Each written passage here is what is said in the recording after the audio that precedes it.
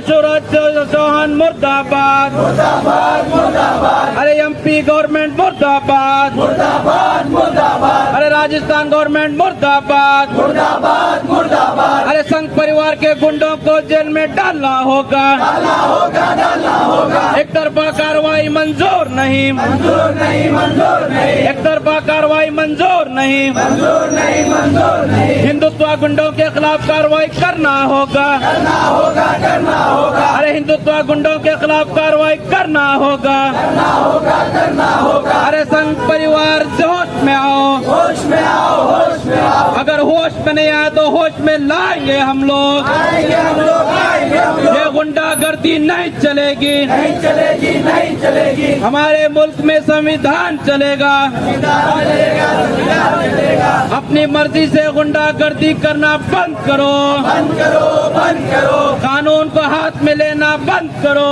बंद करो बंद। पिछले 3-4 महीनों से जो धर्म संसद हरिद्वार के अंदर हुई थी, जिसके अंदर मुसलमानों को कत्लेआम करने की कॉल दी गई थी, उसके बाद पूरे मुल्क के अंदर जो है फसादात का सिलसिला शुरू हो गया है। मुसलमानों को टारगेट बनाने का सिलसिला शुरू हो गया है।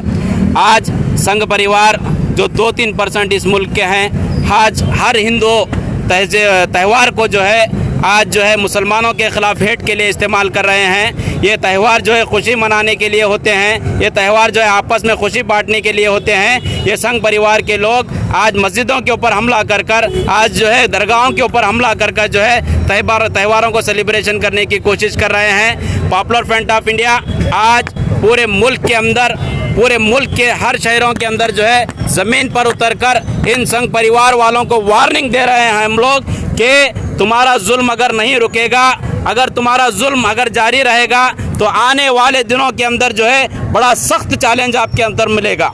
हम मुल्क के सभी हिंदू मुस्लिम भाइयों से ये कहना चाहते हैं कि इन संघ परिवार को रोकने के लिए, इन नफ़रत के पुजारियों को रोकने के लिए मैदान में आए और जो है फ़ौरन रोकें। अगर मुसलमानों के ऊपर हमले नहीं रुकेंगे, अगर दलितों के ऊपर हमले नहीं रुकेंगे, आने वाले दौर में जो CAA के जैसे प्रोटेस्ट हुए थे वैसे जो है रोड जाम कर कर हम लोग जो है ज़मीन पर उतर कर प्रोटेस्ट करेंगे।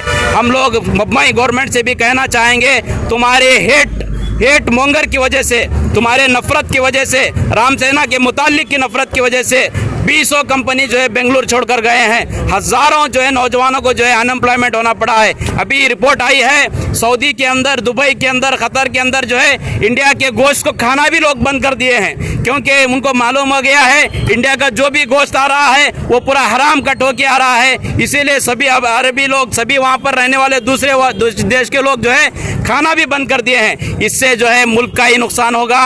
किसी एक तबके को खुश रखकर, किसी एक तबके को टारगेट बनाकर मुल्क को नहीं चलाया जा सकता। मुल्क को आपको चलाना है, सबको साथ में लेकर चलना होगा, यही हमारा पैगाम है। मुल्क के अंदर अपोजिशन नाम की कोई चीज़ नहीं बची है, ना तो सेंट्रल में है ना तो स्टेट में है। स्टेट गवर्नमेंट 40% गवर्नमेंट बोलकर जो है मशहूर हो चुकी है। कॉन्ट्रैक्टर्स इनके खिलाफ हैं, कमीशन खाकर जो है काम कर रहे हैं। इतनी करप्ट गवर्नमेंट कर्नाटका के अंदर है। कर्नाटका के अंदर जो है कांग्रेस हो, JDS हो, इनको अपोज करने में बिल्कुल नाकामी है। हम अपोजिशन लीडर से भी कहना चाहेंगे, आप अपोजिशन का रोल निभाएं और मैदान में उतरें। आपको जो है ईश्वरप्पा को हटाने के लिए जितनी मेहनत करनी पड़ी कल, उतनी ही मेहनत जो है मुसलमानों पर हमले जो हो रहे हैं उसके खिलाफ भी जो है आप असेंबली के अंदर धरना देकर करें, वरना आने वाले असेंबली के इलेक्शन के अंदर मुसलमान बराबर का आपको सबक सिखाएंगे। क्योंकि ना तो आप हिजाब के ऊपर बात करते हैं असेंबली के अंदर, ना मुसलमानों के कत्ल के बारे में आप बात करते हैं, ना तो मुसलमानों के हलाल कारोबार के बारे में आप बात करते हैं, ना तो मुसलमानों के बिजनेस बाइकाट के बाद जो है आप बात करते हैं। आप किस लिए हमारे नुमाइंदे हैं? आपको असेंबली के लिए इसीलिए भेजा गया था कि वक्तन फवक्तन आप जो है मुसलमानों के मसाइल को जो है असेंबली में उठाएं और मुसलमानों के मसाइल को हल करने के लिए भेजा गया था। मैं इन MLAs को भी वार्निंग देना चाहूँगा कि अगर तुम अब नहीं सुधरोगे, सोशल मीडिया का दौर है, एक एक बच्चे को तुम्हारी रिपोर्ट कार्ड पहुँच रही है। आने वाले दिनों में ये नौजवान तुमको ज़रूर सबक सिखाएंगे। Popular front of India Gulbarga यहाँ प्रोटेस्ट करने का मकसद है कि मुल्क में रामनवमी को लेकर जिस तरीके से फसाद बर्पा किया गया है कई जगहों पर, यह आरएसएस की पूरी एक मिलीभगत है। मिलीभगत रहने की वजह से इतने बड़े फसाद की तरफ मुल्क चले जा रहा है। अभी आरएसएस ये देख रहा है कि छोटे छोटे फसादात कराकर या इंटेंसिटी क्या रहता है बोल के देख रहा है। आरएसएस को मालूम होना चाहिए कि मुल्क कई लोगों से मिलकर बना हुआ, सिर्फ कुछ आरएसएस की सोच के लोगों से नहीं है, बल्कि कई मज़ाहिब यहाँ पे रहते हैं, सबका मुल्क है। जिस वक्त आरएसएस बेंच ऑफ थॉट के ऊपर अमल करने की कोशिश करेगा, जब ये मुल्क पूरा एक बाहर आकर आपको बताएगा क्या है। अभी कल ही मोहन भागवत ने एक स्टेटमेंट दिया है कि हिंदुस्तान को अखंड भारत बनाएंगे। अरे भाई, अखंड भारत तू बाद में बना, फर्स्ट अखंड इंडिया तो बना, क्योंकि इंडिया में तुम्हारी वजह से इतने टुकड़े टुकड़े हो रहे हैं। पहले ये इंडिया को सेव करो, बाद में अखंड भारत की हम सोचेंगे। पहले इंडिया के बाद डेवलपमेंट के बारे में सोचो। पहले इंडिया के जो बच्चे हमारे जॉब्स के तरफ नहीं है, उनको जॉब्स दिलाने की सोचिए। कई महंगाई बढ़ रही है, महंगाई को आप कम करने का सोचिए। कई इंडस्ट्रीज़ को आप बेच रहे हैं, यहाँ तक कि गवर्नमेंट के कई इदारे हैं वो भी आप बेच रहे हैं। पहले उसके बारे में सोचिए।